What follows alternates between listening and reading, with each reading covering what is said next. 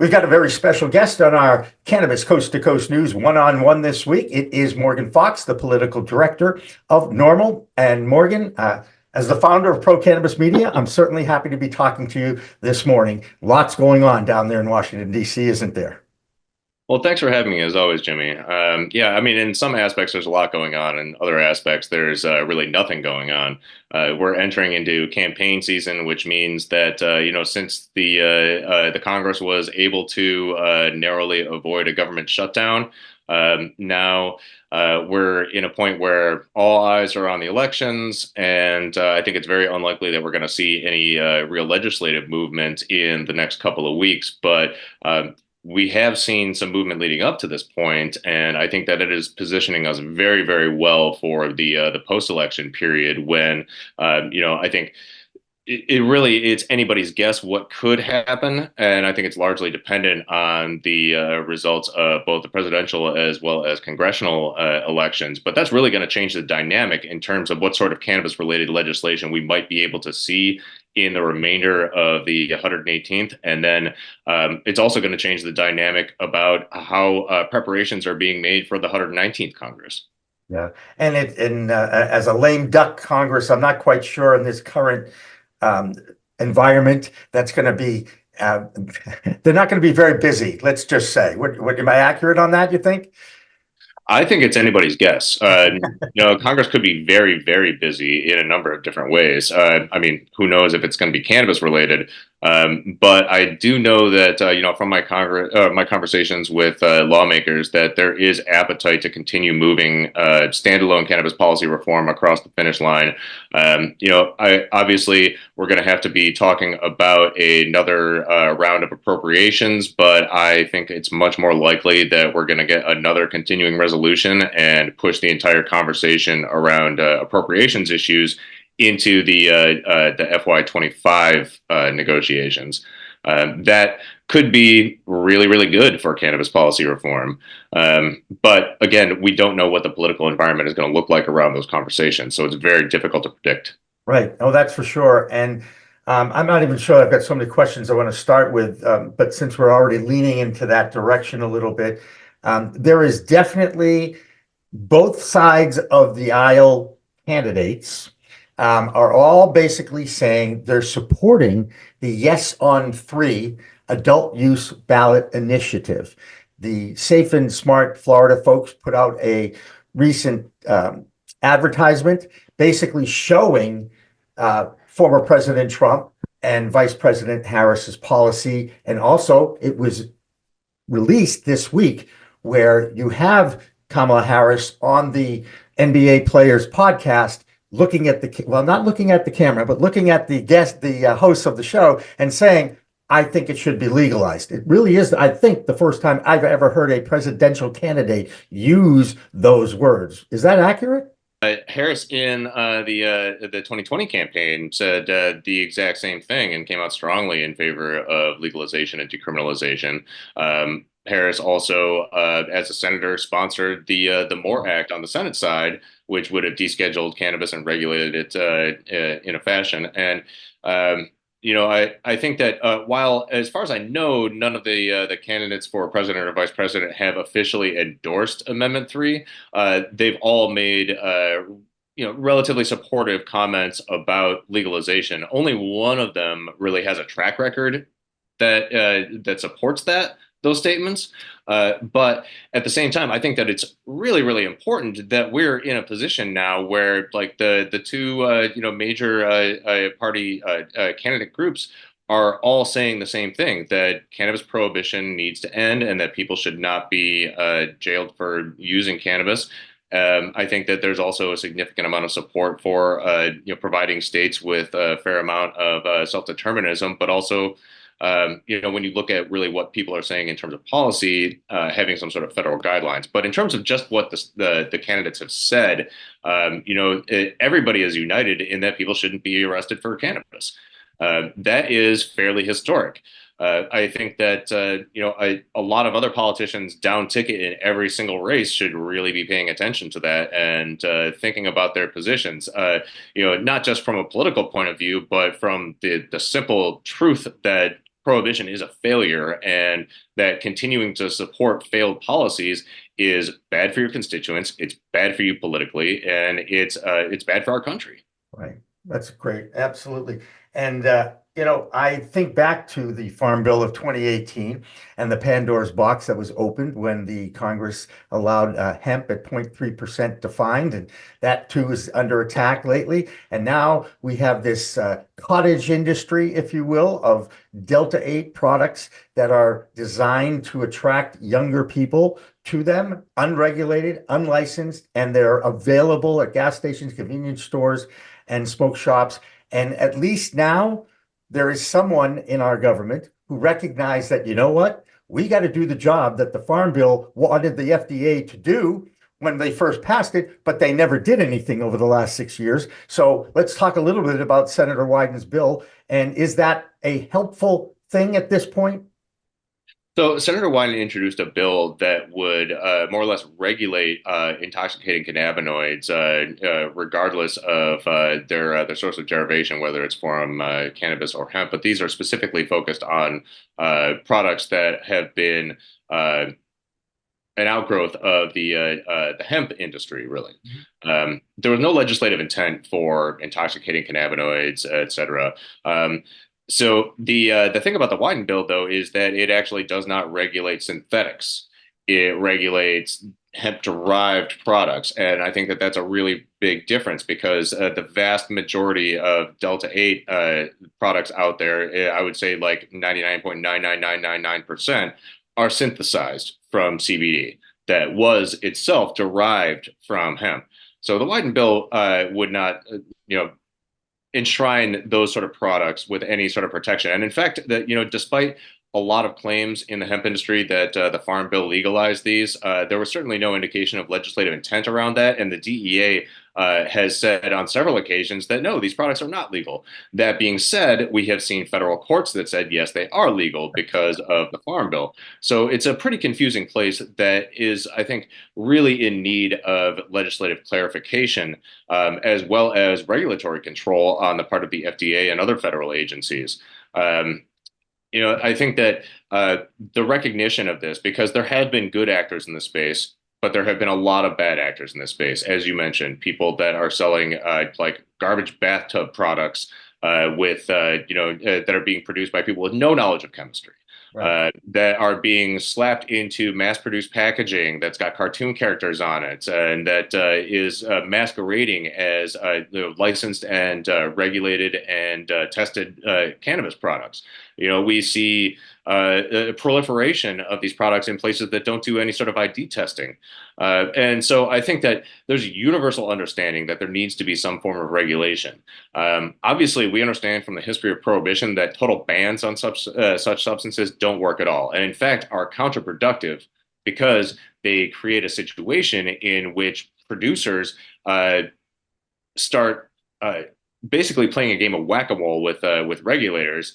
And as soon as a substance is banned, producers will change a molecule and make it into something that probably has even less, if any, research on what this actually does to the human body and skirt the ban. It's ridiculous to try to continue using a policy that we know for a fact has not worked. And I think that the idea of regulating these cannabinoid products and providing a pathway for novel cannabinoids to be regulated is really, really important.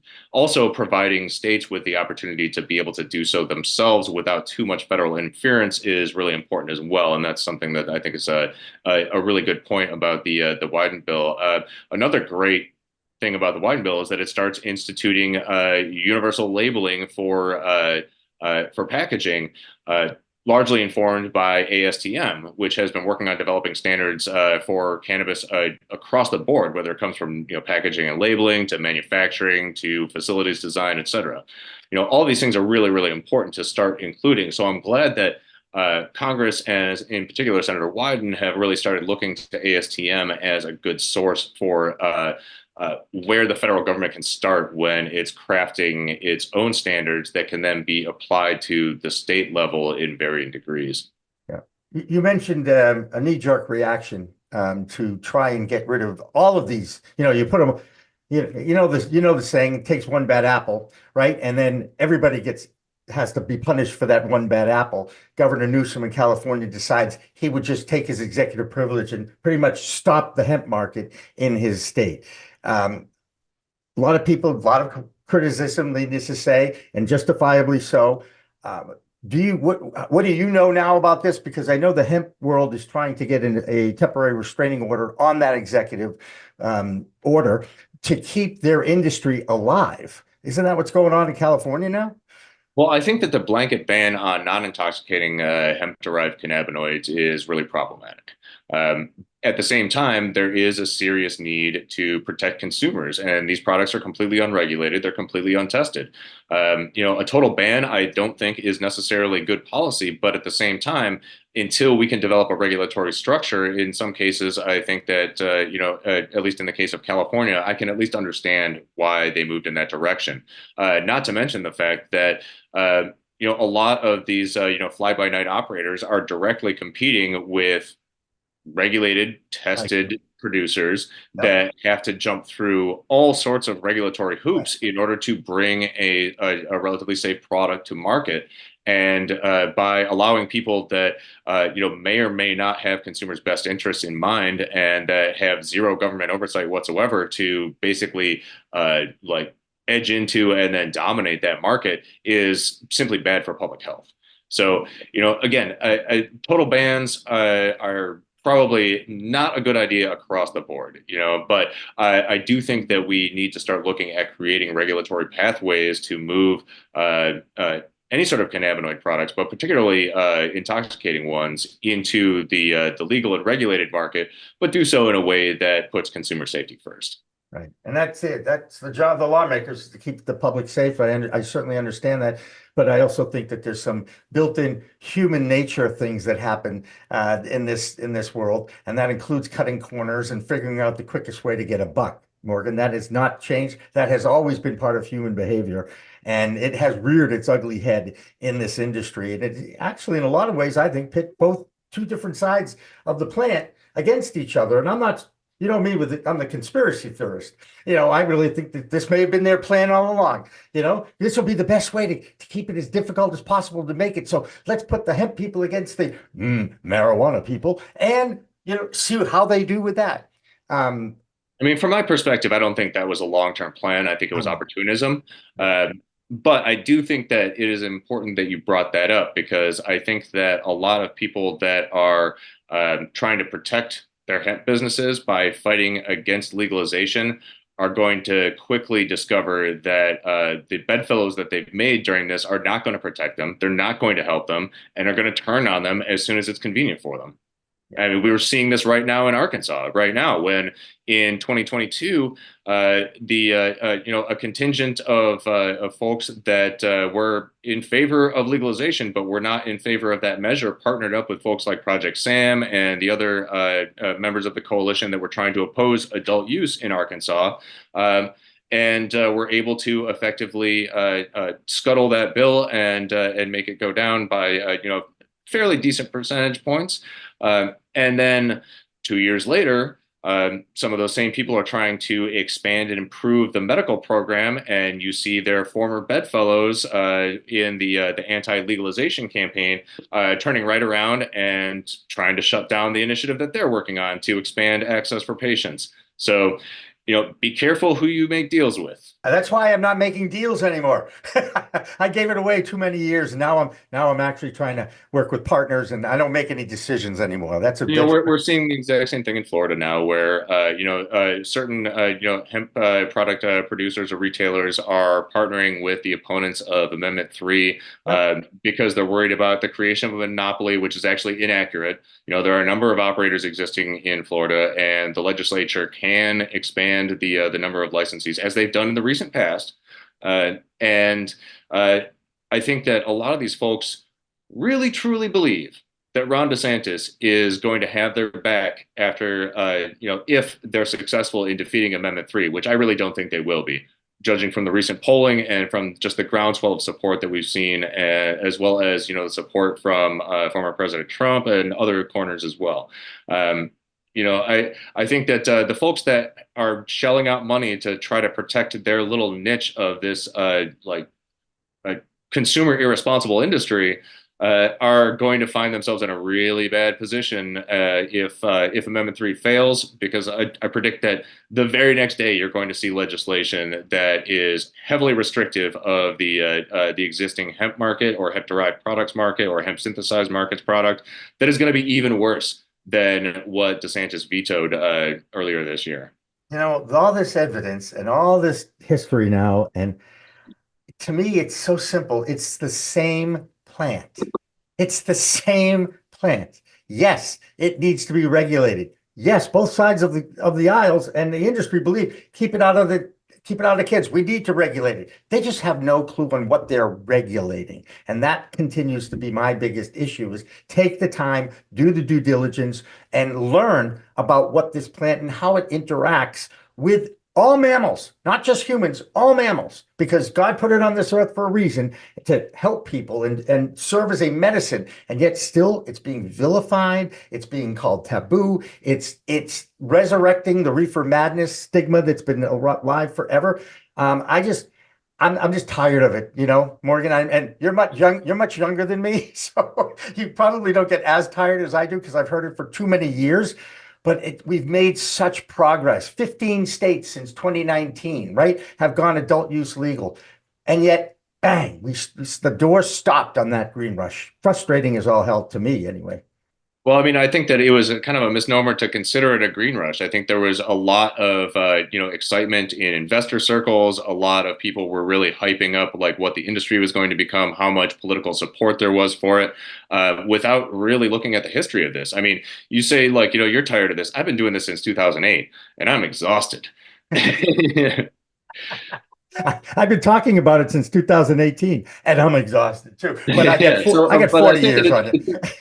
it's really important that you bring that up though, because I think that you do make a good point that the distinction between various amounts of certain cannabinoids within basically the same plant is kind of a ridiculous distinction, and it makes a whole lot more sense to regulate all cannabinoid products based on the type of product, its intended use, and its own relative qualities, Yeah, and that can be done regardless of the source plant, regardless of how much THC is in that source plant at harvest. And we have the information and the track record to be able to do that. The real issue is figuring out a way to kind of unify that. But right now, we have to deal with the political and legal reality that we have. right. And that almighty dollar that everybody's still trying to grab a hold of this pie. Then, that's that you can't deny that's what motivates a lot of humans to cut corners. They just do. Looking for those loopholes, right? But I think that there's so many different ways that we could really look at the idea of regulating cannabis and cannabinoid products. And I think that the Wyden bill is a real positive step in the right direction. The question is, though, whether or not it's actually going to come up for a vote. Given the sort of urgency of the issue of controlling the unregulated, synthesized and derived cannabinoid market. When it comes to hemp products, it's entirely possible that it could move a whole lot faster than any of the other cannabis related bills, because it really is a problem. Because of all the things that we talked about earlier, and we need to get the reins on it. I mean, not only is it a problem for consumers, but it's also a problem for us politically and legally, because a lot of these bad actors are kind of scorching the earth behind them, and for a long time. Cannabis policy reform was leading the way and hemp was kind of in the shadow. That switched significantly with the 2018 Farm Bill, but now we have bad actors in the hemp and hemp derived and hemp synthesized space that are burning the ground behind them and making it very, very difficult for the people that are still trying to end arrests for cannabis, that are still trying to develop good regulatory structures for all cannabinoid products, that are still trying to stop cannabis users from being discriminated against. It makes it a whole lot harder for us to get the work done that we've been working on for decades now. Right. And the FBI report of 220,000 cannabis possession arrests in 2023, even though that figure actually went down year over year, is still disturbing to anybody who is in this industry fighting for the cause, and yet there's still dozens, if not hundreds of people getting arrested every day for having cannabis in their possession. Well, that's why it's really important to continue fighting for this. Even if your state is legal, your fellow cannabis consumers are still being penalized. It could be your friends, it could be your relatives. But even beyond that, even if you're living in a legal state, you can still be face discrimination for all sorts of things. So, I mean, just because cannabis is legal, or because somebody might have access to, cannabinoid products that do what people are looking for oftentimes when they're trying to consume cannabis. I think that it's really important to look at the big picture and to recognize that this fight is far from over. Right. Overall, I really think that we need to oftentimes really think about the global aspect of this and not just think so short term. That being said, because of political reality, we oftentimes do have to act in an incremental fashion. We just have to make sure that we're going in the right direction. Right. And lastly, I got to ask you about December 2nd. By that time, when the DEA has their next administrative hearing, I know that NORML has applied to actually appear at that hearing. It would be nice. It will also have a new president. And I just wonder, will that hearing happen if the election goes one way or the other? How's that? Well, I mean, I think that hearing is going to happen one way or another. The question is when. My prediction is that there's going to be one day of hearings. There will be significant motions offered to that will result in it being delayed, and then who knows what the timeline will be. But that's just my prediction. Regardless, this is going to be happening, and I think that it's going to be a long, drawn out process. I think that people really need to realize that every single time that there have been ALJ hearings about cannabis's position on the schedule, they have taken years. Right. Yes. Patience is a virtue for a reason, but the cannabis folks have been waiting years, and I know they're very they'd like to see this move a lot quicker than it's been, and that's I agree. I'm amazed we're talking about it openly. That to me, that's a huge win. Well, and we're also seeing support from Congress to expedite the process and make sure that it moves faster. But at the end of the day, DEA is going to move at the pace that they want to. At least they've set a date. And they're accepting, or they were up until yesterday accepting the applications. I know that a lot of people have applied to participate. I hope that NORML is able to participate, given the fact that we participated in almost every other hearing set that has happened up to this point, and the fact that we represent millions of cannabis consumers in this country. But ultimately, it's up to the DEA, and there's really no timeline on when we're going to find out exactly who is able to participate. And then again, there's no statutory timeline on how long these hearings can take. So I advise everybody to buckle up. Cannabis Standard Time again. It's one step forward, two steps backward, delay, delay, delay, and you better get used to it because that's how our government works, Morgan. Yes. Well, I'd call it two steps forward, one step back, but all those right. steps can be really, really annoying. Okay. And it'll take even longer. Morgan Fox, political director of NORML. I always enjoy chit-chatting with you about the state of cannabis in our country, and I so respect the job that all of you do in Washington, D.C. on behalf of those 20% of Americans who are using this plant medicine every single day now, more than those who are using alcohol every day now. And that's a very significant change in our society and our environment that we both operate in.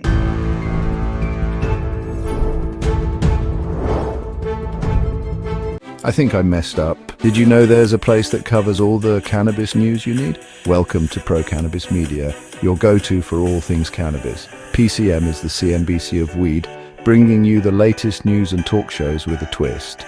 We've got 16 state correspondents and multimedia journalists from around the US and Canada. Hey everybody, it's Brandon Jones with Be Green Distribution with the Missouri Cannabis Report. I'm Karen Black from Green Finger Consulting with the Arizona Cannabis Report. I'm Amy Carter from Michigan Weedsters. Andrew Behringer here reporting from Washington, D.C. Debbie Fazy with the Canadian Toke of the Week. It all started back in 2018 when founder Jimmy Young kicked off the In the Weeds podcast.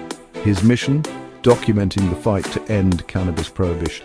Fast forward to today, and we've got Cannabis Coast to Coast with Elena Pinto, delivering the nation's only TV-style cannabis news show.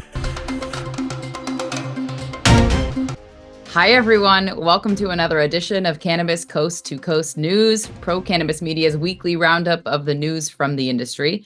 I'm Elena Pinto. As of August 2024, PCM has racked up over 1.2 million views and 14.5 million impressions on our YouTube channel. With 15,000 subscribers and growing, our reach is spreading like wildfire. PCM's website, YouTube, Rumble, Discord, Roku, Twitch, Spotify, iHeartRadio, Apple Podcasts, and even our very own PCM TV app. Get your cannabis news fix with Pro Cannabis Media. We're here to keep you informed and entertained. Stay tuned and stay lifted.